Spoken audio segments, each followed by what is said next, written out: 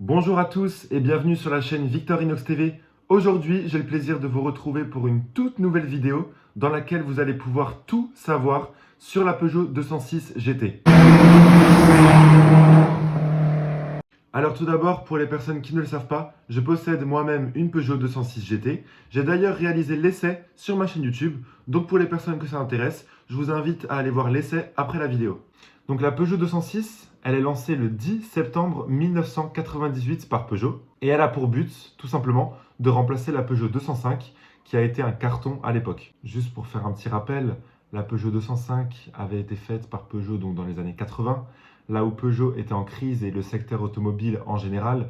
Et voilà, en fait, la Peugeot 205 a vraiment sauvé de la faillite la marque Peugeot. Et donc, comme je l'ai dit, c'est en 1998 que la Peugeot 206 est lancée et ça va être un véritable carton.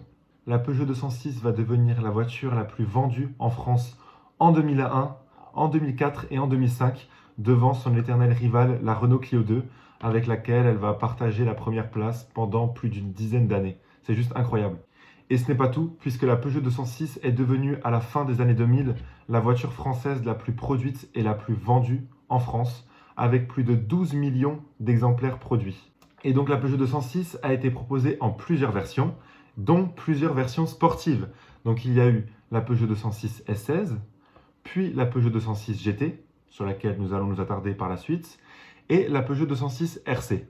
Et donc la Peugeot 206 SS, donc qui a été la première sportive, la première déclinaison sportive de la Peugeot 206, est tout simplement la digne héritière de la Peugeot 205 GTI. La Peugeot 206 S16 a même été nommée 206 GTI sur tous les autres marchés étrangers. Et donc la 206 S16 a été lancée avec un moteur 2 litres de cylindrée, 16 soupapes, d'où son nom S16, avec une puissance de 138 chevaux. Et donc si je m'attarde en fait en vous parlant de la 206 S16, c'est parce que la 206 GT va partager la même plateforme que la 206 S16. Pourquoi elle va partager la même plateforme que la 206 S16 et pas que la 206 RC? Tout simplement parce que Peugeot voulait se lancer en rallye le plus vite possible avec la 206 et la 206 RC est simplement sortie en 2003. La 206 S16 est sortie directement après la sortie de la 206, donc en 1999. Et donc la 206 GT a vu le jour aussi en 1999. Et alors maintenant vous allez me dire, mais pourquoi il y a eu une 206 GT alors qu'elle a la même plateforme qu'une 206 S16? Justement, c'est là où toute l'histoire est juste incroyable. En fait, la Peugeot 206 GT a vu le jour parce que Peugeot a voulu mettre la Peugeot 206 en rallye. Comme vous le savez tous, Peugeot est une marque importante dans le monde du sport automobile et plus particulièrement dans le monde du rallye. Et donc Peugeot, avec sa nouvelle Peugeot 206, a décidé de la mettre en WRC. Seulement, il faut respecter plusieurs règles et normes pour homologuer une voiture en WRC, notamment la règle des 4 mètres. La règle des 4 mètres est tout simplement que votre voiture doit mesurer 4 mètres de long. C'est tout simple, mais si votre voiture ne mesure pas 4 mètres de long, il est impossible pour un constructeur d'engager sa voiture en WRC. Et le problème, à l'époque, était qu'en 1999, donc quand Peugeot a voulu introduire sa Peugeot 206 en WRC, sa Peugeot 206 S16 mesurait seulement 3,80 mètres. Et ce qui est dingue dans cette histoire, c'est que Peugeot, au lieu d'abandonner l'idée d'introduire sa Peugeot 206 en rallye, beaucoup de constructeurs ont déjà abandonné l'idée d'introduire une de leurs voitures puisqu'elle ne respectait pas les normes. Et bien Peugeot a décidé de produire 4000 exemplaires, c'était la production minimale pour qu'une voiture soit introduite en WRC, a décidé de produire 4206 qui mesuraient plus de 4 mètres de long pour justement pouvoir introduire la Peugeot 206 en WRC. Et donc pour Peugeot, de produire une Peugeot 206 à 4000 exemplaires, c'était très facile. Mais de trouver une Peugeot 206 qui mesurait 4 mètres, c'était très dur. Et c'est à cet instant, en 1999, que les ingénieurs de Peugeot ont décidé d'allonger les pare-chocs avant et arrière de la Peugeot 206, ce qui donnera naissance à la Peugeot 206 GT. Et c'était vraiment une formidable idée, puisque ça a marché, et ça a permis à Peugeot d'introduire sa Peugeot 206 WRC, donc dans la catégorie WRC de rallye. Et donc pour revenir à la Peugeot 206 GT, donc la Peugeot 206 GT partage la même base que la Peugeot 206 S16, c'est-à-dire le même moteur, donc 2 litres de cylindrée, 16 soupapes, 138 chevaux. Après, la Peugeot 206 GT possède quelques éléments tout de même spécifiques, donc déjà ces deux pare-chocs, on ne voit que ça. La Peugeot 206 GT possède également des ailes de 206 classiques avec des extensions d'ailes qui ont été collées sur des ailes de 206 classiques. La Peugeot 206 GT possède également une calandre spécifique ainsi que des jantes Ouragan en 16 pouces de série. Autrement, elle possède aussi deux séries, donc qui n'étaient pas sur la Peugeot 206 S16 mais uniquement sur la GT. Elle possède des appuis-têtes à l'arrière, deux airbags latéraux, mais aussi des rétroviseurs rabattables électriques. Et donc, comme Peugeot était très pressé de se lancer en WRC avec sa Peugeot 206, Peugeot a produit en une année les 4000 exemplaires de la Peugeot 206 GT.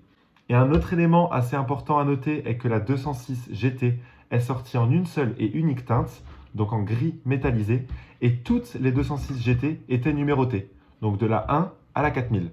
Moi, pour la petite histoire, je possède la numéro 135. Aussi, pour les personnes que ça intéresse, je vais parler des performances rapidement de la Peugeot 206 GT. Donc la Peugeot 206 GT, comme je l'ai dit, fait 138 chevaux. Alors souvent, il y a écrit 137 ou 138, c'est comme vous voulez. Elle a un poids donc de 1 tonne 100 à vide environ et elle fait le 0 à 100 en 8 secondes 6, donc ce qui était plutôt honorable pour l'époque. Elle était proposée uniquement en 3 portes avec une boîte manuelle 5 vitesses. Au niveau de la consommation, le 2 litres 16 soupapes essence, c'est un moteur qui consomme assez.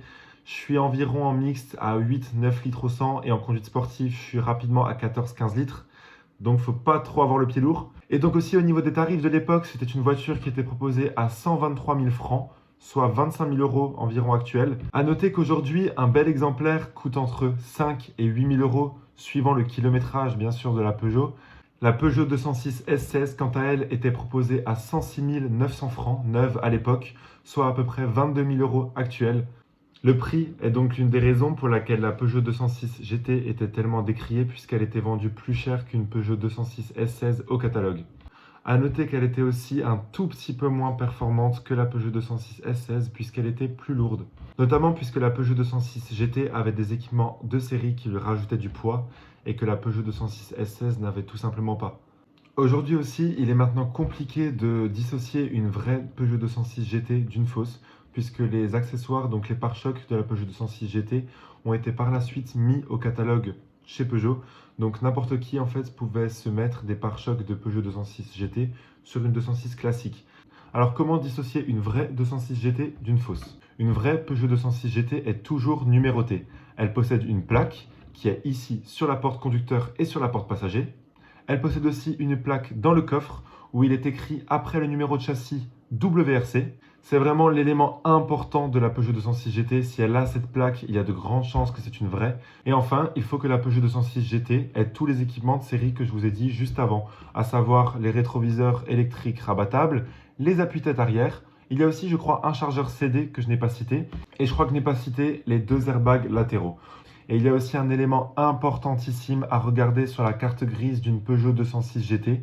En fait, tout simplement, sur la carte grise d'une vraie Peugeot 206 GT, il est écrit, après la dénomination commerciale, 206 GT WRC. Et cela atteste vraiment que c'est une vraie puisque c'est écrit sur la carte grise et validé donc par la préfecture. Si votre GT a tous ces éléments, il y a de grandes chances que ce soit une vraie. Enfin, pour finir, on va juste voir si ça a servi à quelque chose de faire la 206 GT pour engager la 206 en WRC.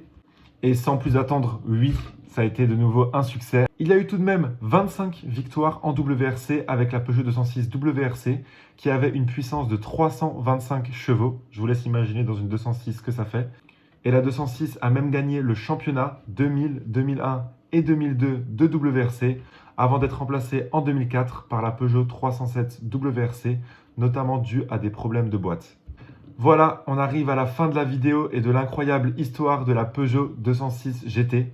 Si la vidéo vous a plu et le format aussi, je vous invite à mettre un like sur cette vidéo et à vous abonner pour ne pas rater mes prochaines vidéos. Il y a de nombreux essais de véhicules qui vont arriver dans les semaines à venir sur ma chaîne YouTube, donc vraiment abonnez-vous pour ne pas rater ça. Je vous invite aussi à vous abonner à mes réseaux sociaux, donc à Instagram et à TikTok qui s'affichent juste ici pour suivre mes aventures en temps réel. C'est ici que je vais poster toutes les avant-premières de mes vidéos, mais aussi du contenu exclusif. Donc vraiment, abonnez-vous, c'est super important. Un grand merci pour avoir regardé cette vidéo. Je vous dis à très vite. C'était Victor Inox TV. Ciao!